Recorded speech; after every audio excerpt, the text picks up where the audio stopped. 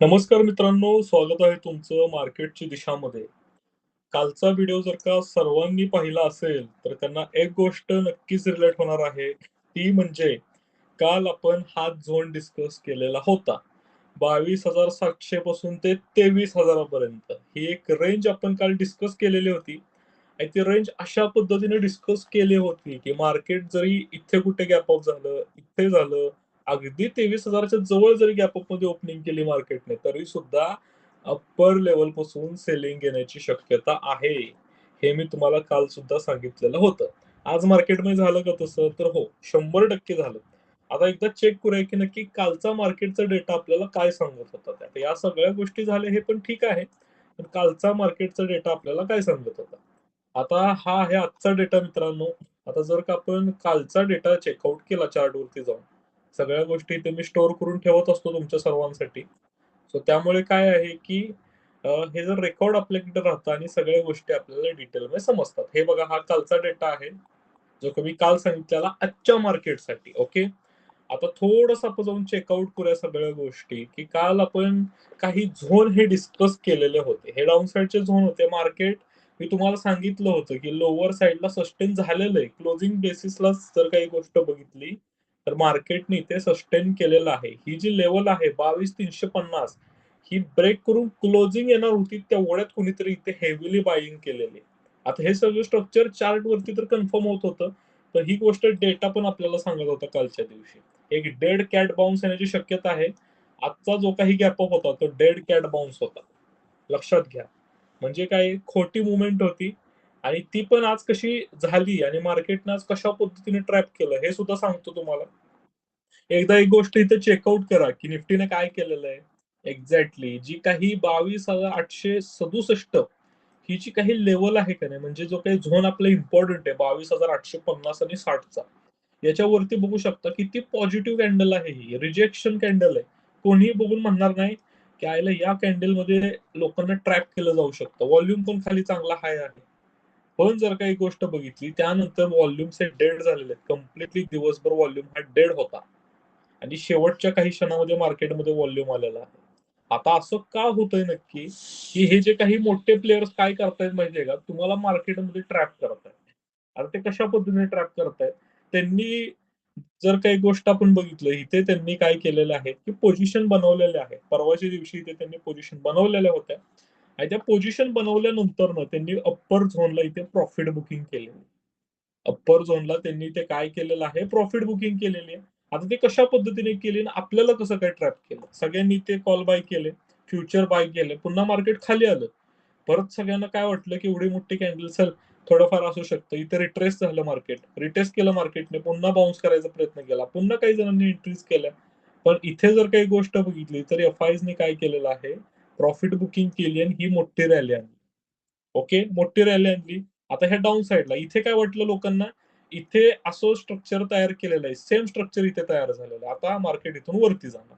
वर नेलं पुन्हा स्टॉप लॉस मारला इथे. ही जी रॅली आली ना, इथे तुमचे प्रीमियमचे धडाधड स्टॉप लॉस उडलेले आहेत.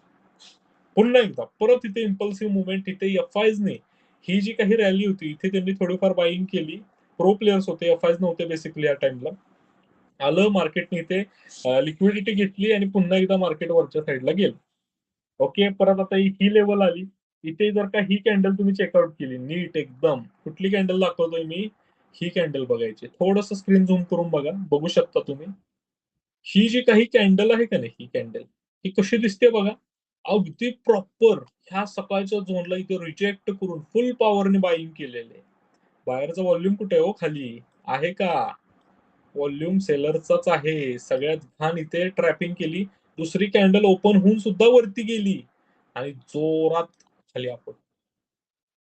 हे जे काही तुम्हाला चार्टवरती दिसतंय ना, हे तुम्हाला कालच सांगितलेलं आहे. ज्या लोकांनी या सगळ्या गोष्टी सिरियसली बघितल्या, सिरियसली त्यांना मी अजून एक गोष्ट सांगितली होती, wait and watch. Market trade करण्यासारखं नाहीये. वेट एंड वॉच करा. आज तसंच केलं मार्केटने. शेवटी मार्केट हे खाली चाललं. लोवर लेव्हल्सच मार्केटने हिट केलेले आहेत. आता ही जी काही मार्केटची कंडिशन आहे मित्रांनो, आता ही आपल्याला कशी काय माहिती होती? अशी कुठले एनालिसिस मी करतो? जे काही ते मी तुम्हाला YouTube व्हिडिओजमध्ये सांगत असतो. तुम्ही जर का युट्यूब व्हिडिओज नीट बघितले, विदाउट स्किप करता बघितले, शांतपणे एका जागेवर बसून बघितले ना, सगळ्या गोष्टी तुम्हाला तिथेच क्लिअर होणार आहे. त्यामध्ये असं काही रॉकेट सायन्स नाहीये. फक्त सायकोलॉजी आहे. मोठ्या प्लेअरची सायकोलॉजी समजून घ्यायची. थोडासा डेटाचा आपल्याला आधार घ्यायचा. तर रोज तर मी पोस्ट करतोयच. तुम्ही पण थोड्या प्रमाणात काय करा, की तुमचं प्राइस एक्शनचं अनालिसिस करा. या पॉइंटला आता ही जी काही क्लोजिंग दिसते तुम्हाला, ओके? कालच्यासारखंच झालेलं आहे. जो काही आपली 22,700 ची लेव्हल आहे, एकदा ब्रेक केली, पुन्हा सस्टेन करायचा प्रयत्न केला, पुन्हा एकदा इथे ब्रेक केली. आता इथे क्लोजिंग व्हायला पाहिजे होती, पण परत काय केलं लास्ट मोमेंटला इथे व्हॉल्यूम पण जास्त दिसतंय. लास्ट मोमेंटला इथे बाईंग झालेली दिसत आहे. आता ही का दिसत आहे बाईंग झालेली? कशासाठी दिसत आहे? हे आता तुम्हाला उद्या समजेल. उद्या एकतर कंडिशन आहे मार्केट 22,700च्या वरती ओपन होईल. दुसरी कंडिशन आहे मार्केट इथे कुठेतरी ओपन होईल किंवा जर का काही ओव्हरनाईट निगेटिव्ह पॅनिक झालं तर मार्केट अगदी गॅप डाऊन मध्ये सुद्धा ओपन होऊ शकतं. तर हे जे काही एवढं सेलिंग प्रेशर आहे हे कोणतरी हँडल करतंय. काहीतरी होतंय मार्केटमध्ये. आणि जरी वरती ओपन झालं तरी सुद्धा डेड कॅट बाउन्स येऊ शकतात या लेवल पर्यंत. अगदी वरची लेवल आहे 23,000. 23,000च्या वरती सस्टेन होणं खूप जास्त अवघड आहे. जर झालंच तर आपल्या मार्केटसाठी चांगलं आहे. पण जी काही तुम्हाला लोअर साईडच्या लेवल मी दिलेल्या आहेत, त्या लेवल काय आहेत लोअर साईडच्या? चला, लोअर साईडला थोडंफार चेकआउट करूया. आता 22,700 नंतरनं डायरेक्ट 22,350 ही इम्पॉर्टंट लेवल उद्यासाठी सुद्धा आहे. जरी मार्केट उद्या निगेटिव्ह झालं, सपोज एखादी निगेटिव्ह न्यूज आली, इथे ओपन झालं गॅपडाऊन मध्ये, जरी वरून इथं ओपनिंग पासून पडायला सुरुवात केली, तरी सुद्धा मार्केट इथपर्यंत येण्याची शक्यता ही थोडीफार प्रमाणात दिसत आहे. ओके. आता डेटा काय सांगतोय? डेटा बघितलेला आहे, स्ट्रक्चर बघितलेला आहे आणि बायस सुद्धा बघितलेला आहे. एकदा चेकआउट करूया आजचा डेटा काय सांगतो आपल्याला. कालचा आपण चेकआउट केलेलंच आहे. आजचा डेटा काय सांगतोय ते बघूया. चला. हा आहे आपला आजचा डेटा उद्याच्या मार्केटसाठी. हे बाकीच्या सगळ्या गोष्टी ज्यावेळेस मेसेज आपल्या ग्रुपवरती शेअर होईल, त्यावेळेस तुम्ही चेकआउट करा शांतपणे. पण आत्ता सध्या मार्केटची काय आहे उद्याची संभाव्य हालचाल, ती कशा पद्धतीने असणार आहे बघा. 22,700 आणि 22,650 आता डिस्कस केलेली लेवल आहे. ह्या झोनच्या वरती जर का मार्केट थोड्याफार प्रमाणात होल्ड झालं, सस्टेन झालं, तर नक्कीच एक इंट्राडेचा बाउन्स तुम्हाला दिसू शकतो किंवा एखाद्या थोड्याफार प्रमाणात एफ-आयज किंवा कोणीतरी शॉर्ट कव्हरिंग करू शकतं येऊन मार्केटमध्ये. ओके. पण तो बाउन्स काय असणार आहे? Dead cat bounce. हे काल सुद्धा हायलाइट केलेलं आहे, आज सुद्धा करत आहे. पण जर हा सपोर्ट जर का डिसिसिव्हली ब्रेक झाला तर ते जे आपल्याला चार्ट वरती दिसतच आहे, कोणतरी त्या सपोर्टला हिट करायचा प्रयत्न करत आहे. तर आपल्याला 22,500, 22,450 आणि अगदी आपल्या खालच्या लेवल ज्या आहेत त्या सुद्धा बघायला तुम्हाला मिळू शकतात 22,000 पर्यंत. ओके. जे की आपल्या लोअर लेवल्स आहेत. आणि त्यानंतर अपसाईडला जर का मार्केटला जायचंय 22,900 आणि 23,000 रिक्लाइम होणे गरजेचं आहे. रिक्लाइमचा अर्थ मार्केट नुसतं टच करणे नव्हे. हे मी काल सुद्धा तुम्हाला सांगितलंय, सांगत येतोय. हळूहळू या सगळ्या कन्सेप्ट तुमच्या समजून जातील. तुम्हाला ह्या अंडरस्टँड होत जातील. थोडंफार ह्या व्हिडिओजला सिरियसली घ्या. इथे बघा रिक्लाइम होत जाईल म्हणजे काय? सपोज करा ही आहे आपली 23,000 ची लेवल.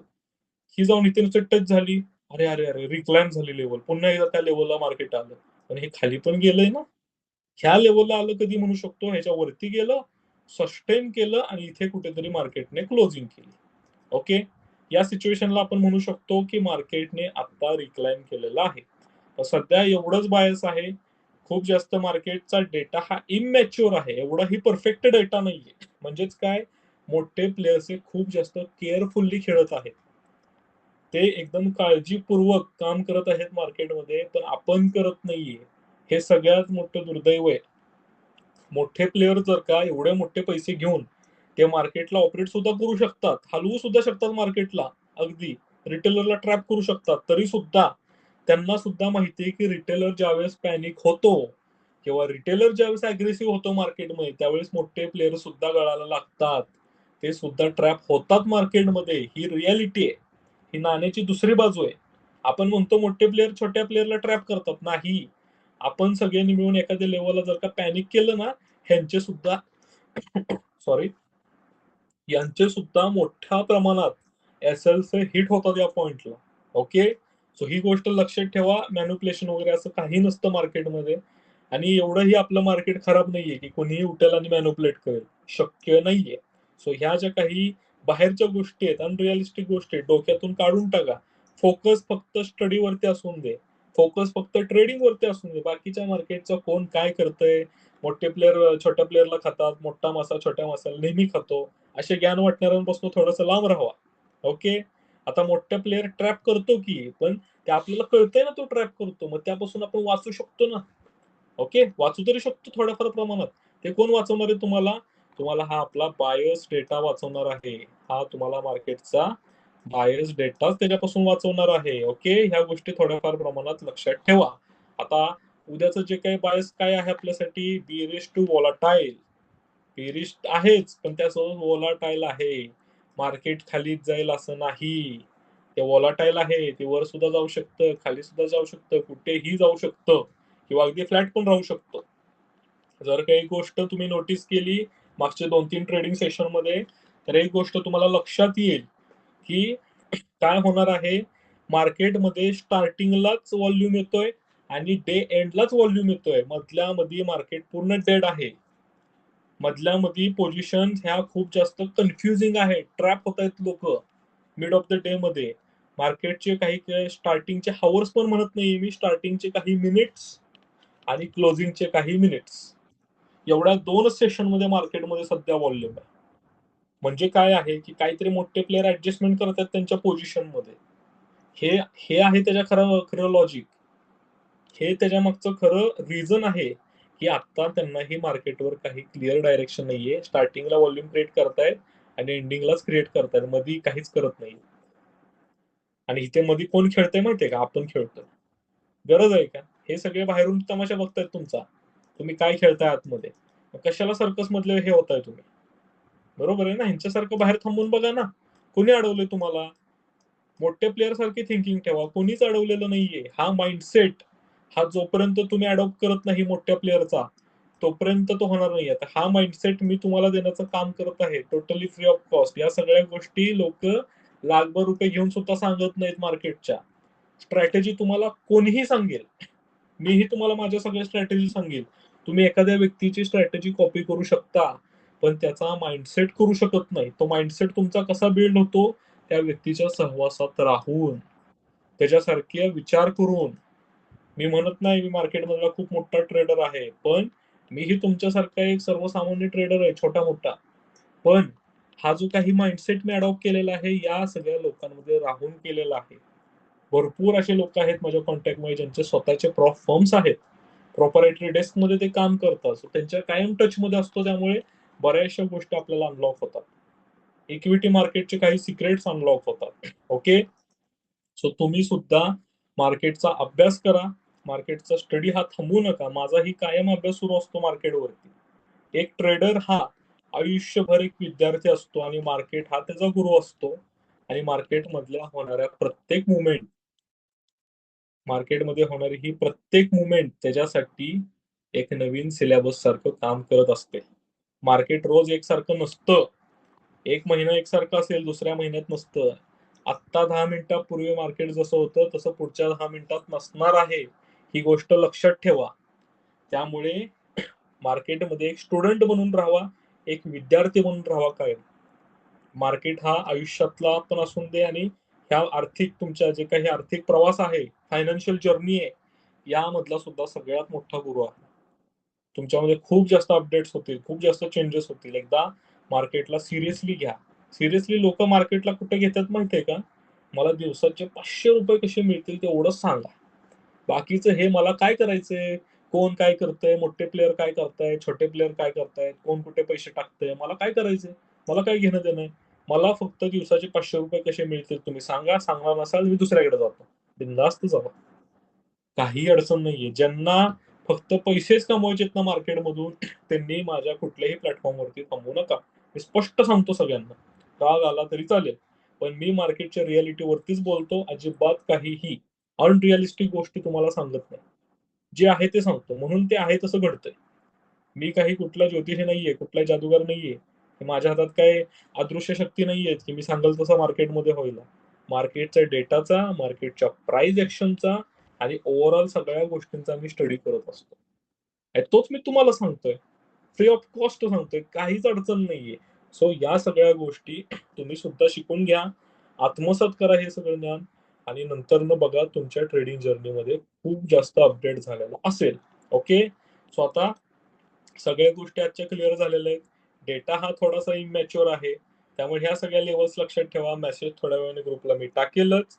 आत्ता सध्या अजून सुद्धा आपल्या सगळ्यांची भूमिका काय असणार आहे मित्रांनो? काय असणार आहे? Wait and watch. काय असणार आहे आपली भूमिका? Wait and watch. फक्त बघायचंय, संयम ठेवायचा आहे. अजिबात मार्केटमध्ये कुठल्याही पद्धतीने उगाच काम करायचं नाहीये. नाहीतर तुम्ही सुद्धा मार्केटमध्ये जो हँगिंग मॅन पॅटर्न आहे कॅन्डल स्टिक मधला, तो बनायचं नाहीये. मार्केट लटकावणार आहे कुठेतरी. अजिबात त्यात जाऊ नका. सध्या मार्केटला त्याच्या पद्धतीने करून दे. जसे मोठे प्लेयर्स बाहेर थांबून गेम बघत आहेत, तसं तुम्ही सुद्धा बाहेर थांबा मार्केटच्या आणि आतला गेम सगळा बघा. ओव्हरऑल सगळं चित्र तुमच्या डोळ्यासमोर येईल. सगळ्या गोष्टी तिथेच क्लिअर होऊन जातील. ओके.